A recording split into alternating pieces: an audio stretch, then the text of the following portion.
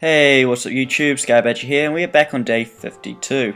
If we have a look at the stats, I'm in second, France in first, Egypt is in fourth, and if we have a look at the stat for the game today, France and I control 50%, or over more than 50% of the world's armies, and Egypt controls 1/5, and he just happened to have attacked France. So if we get straight into this, when I saw that he attacked, I happened to be sitting in a car park, and funnily enough, a car park is not a great place to be playing Call of War. So, since I have got into a more suitable location, it is time that we commenced our little attack and finally got things on the way. So today we didn't get much intel on Egypt, which is really bad considering the timing. So first thing we need to do is we need to neutralize his rockets. He has one in the region over here, and it is really important that we take these out early. So, like I said we would, I'm going to send that down to there, going to send that up to there to patrol, and these two groups here are going to march up and they're just going to bomb the shit out of that. So, that group there is going to move up and they're going to get in range, and then once in range, I'm going to set that up to fire. Now, up here at the moment, it's kind of bad, but what I'm going to do is, I thought I had, okay, I do have artillery there, I clicked on his unit by mistake. What I'm going to do is I am going to split this up. So what I'm going to do is 2 anti-air, no artillery, no anti-tank, and all the infantry. They are going to march over to here to defend, and that's going to open fire on that. Warning, this will harm because the troops are, yeah, okay. No, that makes sense. So these are going to attack. So if we come down here quickly, all I'm going to do is I'm going to send this group down to here. I'm going to get this group marching into here. This group into here. This group has got to get down within range of there, so they've got to go all the way down to there. This group falls into here. This group is going to begin the long march off, but it's not going to get in range. This group is also going to begin the long march up, and this group is going to march straight on through. So I have rockets at the moment, and I have one in the region. My nuclear rocket is almost in position, not quite, and I still need to wait for that to get into position, but that's going to be launched here. And that's all what's going to happen. Actually no, sorry, take that back, the nuclear rocket's going to be launched down here. I'm also going to then focus my ship's combined artillery right here on Tripoli, and that should be enough to hopefully deal some damage. So, while I get the ships into position, I may as well send the naval bombers back into the fleet and get these en route to a more useful location. Like there. And that has begun firing by the looks of it. So, I'll be back later on with a few more developments as things continue, and I'll keep you guys updated. So, for the rest of this video, I'm recording in post, so after it's actually happening, in fact, quite a while after it's happened. So, I may have forgotten what's happening in places, and it may be a little hard for me to keep up. But what you're seeing at the moment is me just testing the rocket fighter, and seeing how it does. Now, I wanted to see how fast it could destroy that tactical bomber, but I forgot to take into account that it also had to go up against the infantry that was there. So it wasn't really a conclusive test. I actually ended up losing a rocket fighter, so I decide that maybe it's not best to attack in that sort of style. So I'm going to send them back, and I'll have them regroup with just some regular interceptors and send them out on patrol a little later on. So at the moment, as you can see, I'm just replacing the rocket fighter I lost. You may as well get that done. So over here at the moment, I've got my artillery firing away and hopefully dwindling that down. Now at the moment the problem is that Egypt is going to beat me there, so I've put my troops on a forced march to make sure that he doesn't. And I'll just save a few casualties. So those are Sweden, well, Greater Finland's rockets, and they actually deal a lot of damage. You won't see that later on, but they take out a lot of troops. I did request that he fire them there on my behalf, so it would be a lot more weaker when I got there, and he did. So as you can see, he destroyed or killed 7,289 men. So that was a pretty good hit. So at the moment what I'm doing is the old fire and move trick.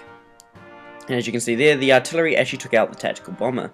So what I'm doing is I'm firing and then moving forwards for an hour while I guess you could say the guns maybe reload, and while I can't fire, and then, once that hour is up, I fire again. And this is just a way to negate the effect of artillery's slow speed. So down here at the moment, as you can see, we're fighting destroyers, and this is a pretty easy task, and they're not going to put up much resistance. We just need to get into position.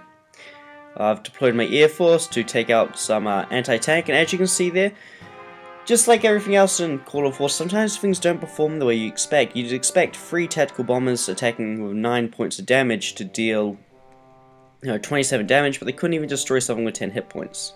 So basically, I saw that rocket coming in, and just in case he has more rockets, I've sent my rocket fighters back, so they're at no risk at all. So what's happening here is I've split the cruisers and the battleships so I can get as much damage out of them as possible. The cruisers should be able to sink at least one of those, but if they were together, I'd still be at the same point. So at this point in the game, Egypt has started to use his tactical bomber advantage to dwindle my troops, and because he has superior numbers, it's actually kind of effective. Although I do have plenty of anti-air cover, as you can see there, his tactical bombers are going to take a lot of damage. So the only way to really stop this is to send up interceptors, and this will even the odds. So you can see I've paired 2 regular interceptors with rocket fighters. I am going to keep them in the same stack because they'll perform just as good here. Now what I am going to try to do is try to get to cover both those infantry groups. If I had regular interceptors, I might try chase down. Well, actually I do have regular interceptors, but I'm not going to try chase down those tactical bombers. I'm going to leave it to defend so I take less damage. So as you can see, that rocket Egypt fired earlier is about to land on Constantine and start war with Sweden and deal some damage to some of my buildings, but that's nothing I can't repair. So as you can see at the moment, I'm just redeploying the naval bombers. It is really important that you keep deploying these, because somewhere out there is Egyptian subs, and I do not want to run into those, so I'm going to keep deploying those and keep looking. So let's see how this tactical bomber fares. As it goes in for a hit, it dies. So in that sort of scenario there, it would have dealt no damage. So over here at the moment, there's a little bit of submarine combat, and Egypt has better subs than I do, but I have more. So I'm just simply going to send down 1 sub, and that will even the odds and stop that sub from getting all the way over to my battle group. So that's that. So at this point, due to the amount of air that's coming in against my troops that are moving, I'm splitting all my interceptors and tactical bombers, so my tactical bombers can focus on targeting his troops, while my interceptors can focus on taking out his aircraft. So what I've seen at the moment is that group of 4 tactical bombers that's flying towards my troops has to retreat at some point, and I'll get it when it lands. So as you can see there, I just killed that group that was moving around to take out France's land there, and we successfully destroyed it. So Egypt started moving his troops forwards, and we don't want to attack or defend. We just want to use our range to bombard those troops. So we're going to retreat and run. He can't catch us. Well, actually he could, but that's not the point. Yeah, so as those aircraft retreat, you can see that they lost 1 because there was 4 before. But we're going to send tactical bombers over to bomb them when they land. So that's what I'm doing there. When aircraft land to refuel, they count as an infantry unit, and tactical bombers are pretty good at dealing damage to that. So I'm going to send over my tactical bombers to patrol over the area, and then they will attack when the time is right. So yeah, a little while later, as you can see, the aircraft are refueling, and my tactical bombers are going to hopefully deal a bit of damage. Now there is anti-air there, but I don't expect it to be too big of an issue. As we can see, it's really important that we take down his tactical bombers, because that is the biggest advantage he has over us, is heaps of them. So even if we lose a few of ours, as long as he loses his. So we attacked with 3 tactical bombers, and we left him there with 1 at 80%, and we didn't take too much damage ourselves, which is good. It also appears that we did do some damage to that infantry unit as well that was there. So as you can see, those tactical bombers aren't going to get there in time, so we're just going to divert them to take out that infantry unit. So I'm not quite sure what I was going to do with those interceptors, but I probably had something planned. So as you can see, I'm just redeploying the naval bombers, and I've uncovered one submarine, and that one submarine, it's just good to know it's there. That's why we have naval bombers. So, just redeploying them so I can spot more. As you can see, he sent in more aircraft, and these aircraft are just starting to walk into a trap. It's pretty hard for him to do anything about it, but it could be a bit of a challenge. I'm moving the patrol area of the aircraft because I don't want it to be patrolling over the infantry, or else it will attack the infantry and deal damage to it.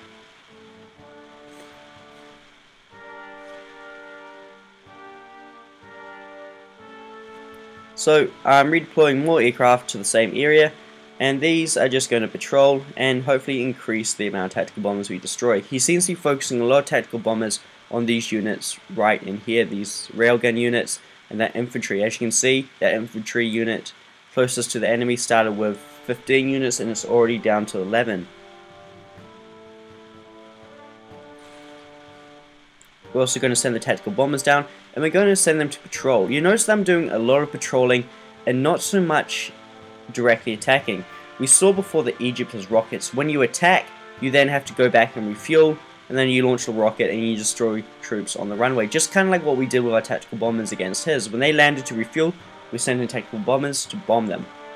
And we don't want that to happen to us, so we're going to minimize how often we actually directly attack. Captured another province, good work me. And we're just going to continue to send the troops forwards. So as you can see, our rockets come in, and although we have 2 minutes to move, I don't think we're going to make it far enough. Usually you can dodge these if you have fast units like light tanks, but because of how slow railguns are, we're not going to make it too far. And I already know for a fact that that rocket hits and it deals quite a bit of damage. So we're just about to hit that light tank, and we should destroy it here, to be honest. So if we don't, I'm going to be a little disappointed.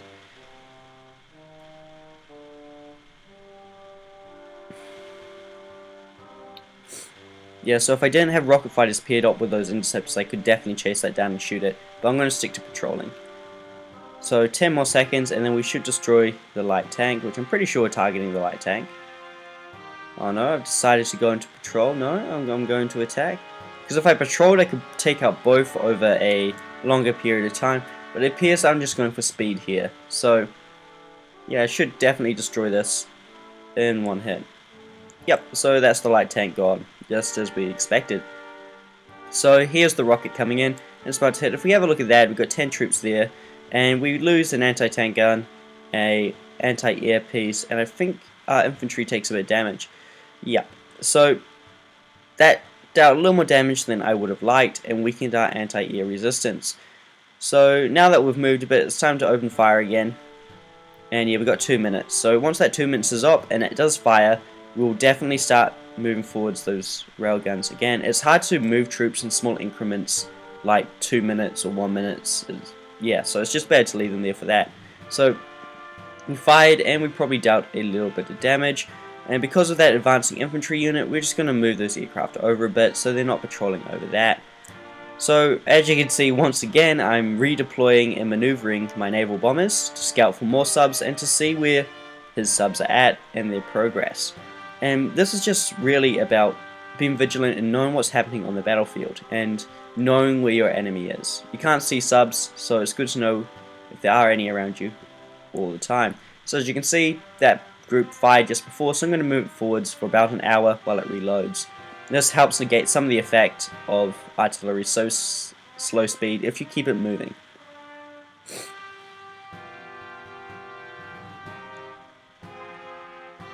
So even though his troops are turned around, I'm still sending my back a bit because I don't want him to get the jump on me and suddenly turn around. So as you can see here, there's quite a few aircraft coming in, but we're slowly dealing damage and taking them out. He's deploying a lot of tactical bombs to try to take out that railgun group because that is dealing a lot of damage.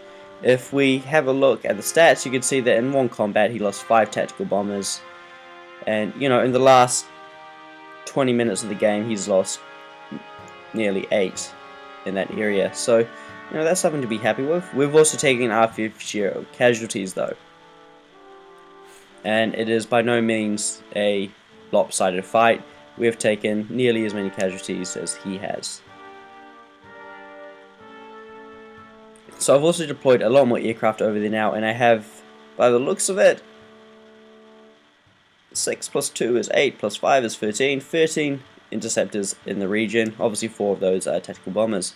So as you can see there, I just stopped to see if that unit could fire, and it couldn't, so it's going to move forwards for like roughly 7 more minutes. And I got anxious with that again, so I stopped to check. It couldn't fire, so it's going to continue moving forwards. So as you can see here, this aircraft is starting to patrol the region, and hopefully it'll deal a little bit of damage to those troops in there. As we can see, it did deal a little bit of damage, but not quite as much as we would have liked.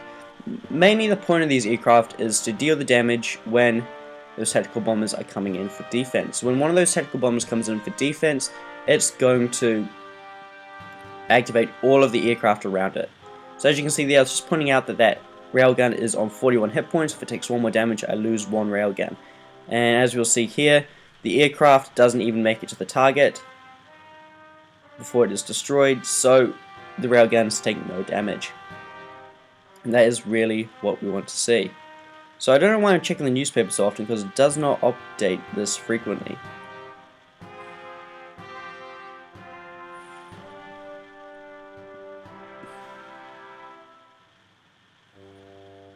So as you can see, we've exposed that submarine group again, and we just got to keep an eye on that and be ready for it.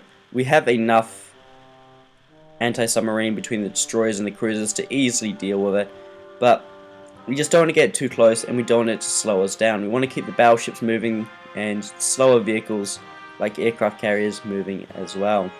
So we'll come to the end of the episode, and I'll update you again, I guess tomorrow, with a little bit more of an update what's happened. So I'll see you in the next episode.